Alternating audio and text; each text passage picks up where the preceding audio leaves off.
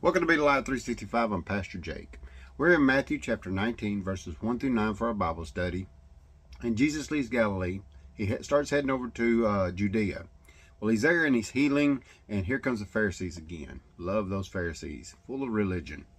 And the Pharisees ask him, is it lawful for a man to put away his wife for any reason?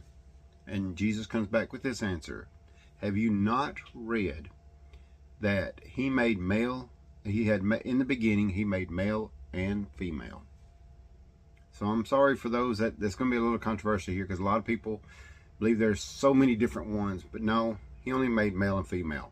For being a Christian and to think any other thing different, then why are you a Christian? That's why I ask somebody, why are you a Christian? If you don't believe God's word, then why are you?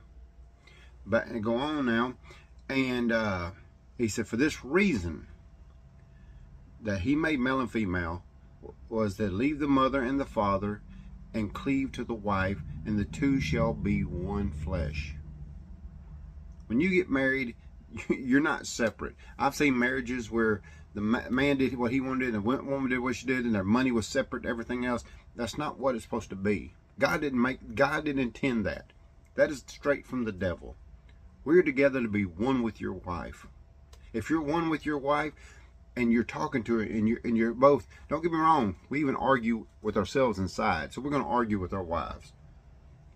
But here's the thing is, if you're a Christian, if you're a good Christian, and you're trying to be a good Christian, you're going to have communications with your wife. You're going to have, and wives, same thing with your husbands, you're going to have a communication. You're going to want to be with them, and I mean with them. You don't want to be separated. You don't want to be, well, I'm independent.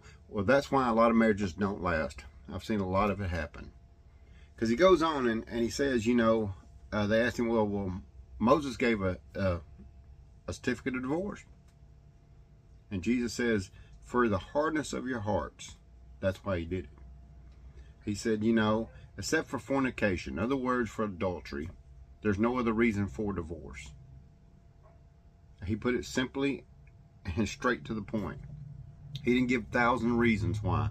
Just because you don't like her, just because you don't want to be with her, just because you don't like talking to her, or don't like talking to him, don't like the way he does stuff. I'm saying like this, when you married somebody, you already started knowing their things. Unless you married real quick, you know the person. So don't let your hearts get hardened. Don't start coming together. Like God said, be one with your spouse.